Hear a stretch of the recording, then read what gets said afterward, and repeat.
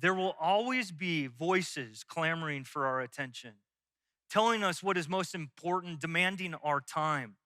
And it is through silence and solitude with God that our calling is refined and we know what we're to say yes to and what we are to say no to. You know, entertainment was never intended to restore your soul when you're worn out. It's Jesus who restores our souls. And yet, so many of us look to entertainment to fill a need that only God can fill. And this is not just biblical knowledge, this is not just what we see here in the text. Research is telling us, and you could read article after article that will tell you that scrolling TikTok, Instagram, or Facebook does not make you feel better, but steals from your mental health. It'll tell you that TV will not remove your stress, it will only help you escape from it for a while. And entertainment is not a bad thing, but it will not recharge your soul. The famous Psalm 23, puts it this way. It says this: "The Lord is my shepherd. I will not be in need. He lets me lie down in green pastures. He leads me beside quiet waters. He restores my soul." In the busyness of life, the restoration of our soul happens when we get alone with Jesus. And that is our first observation from the text. A full schedule with people leads Jesus to get alone with God. Simply put, he is too busy not to get alone with God. The second thing that we notice is found in verse 35. Verse 35 says this, says, "Very early in the morning, while it was still dark, Jesus got up, left the house, and went off to a solitary place where he prayed." You know, the word solitary is an interesting word choice by Mark, who wrote this book, because in the original language, which the book was written in Greek, the word solitary is actually the word wilderness or desert. We're meant to understand that Jesus goes into the wilderness to hear from God. Now, this is a meaningful word choice by Mark, because in the Bible, the word wilderness or the wilderness plays a significant role for the people of God. For the Jewish people, when they heard the word wilderness, they would have immediately been reminded of many different stories from the Old Testament. Specifically, they would have been reminded of the book of Exodus. The book of Exodus, where the Jewish people were slaves in Egypt.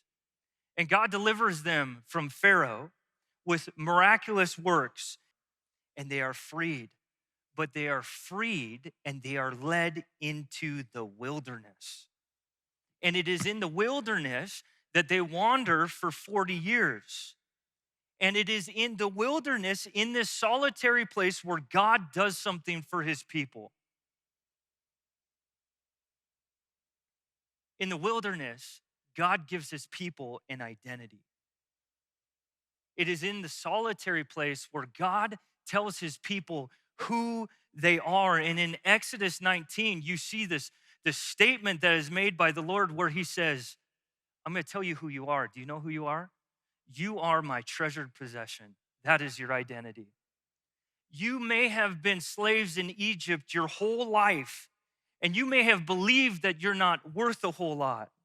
But I tell you, you have value, and your identity is, you are my treasured possession. When we take time to be quiet and be alone with God, he affirms our identity as followers of Jesus, that we are his treasured possession, and he reminds us of how we should live. And I'm always amazed when we come alongside people to practice silence and solitude, that the majority of the time that we pause to listen, God affirms their identity. You see, at the heart of Christianity is a God that wants you and I to know that we are loved.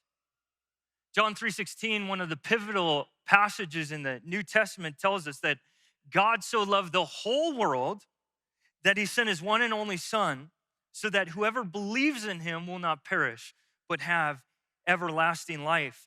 It is in silence and solitude we find a God who wants to affirm our identity, that we matter, that we have been made in the image of God, that he loves us. And I wonder, do you know that to be true today? The third thing you'll notice about solitude is it refines our calling. You look back at Mark 35 to 39, it says,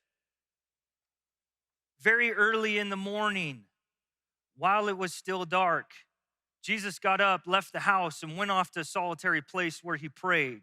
Simon and his companions went to look for him. Now, what you don't get here in the English, that went to look for him is actually is a translation of they actually went to hunt him down.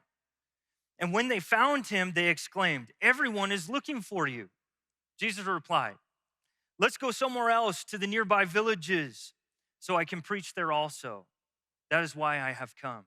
So he traveled throughout Galilee, preaching in their synagogues and driving out demons. Jesus is taking his time in solitude with God, and his disciples come to tell him, the crowd last night wants more of you.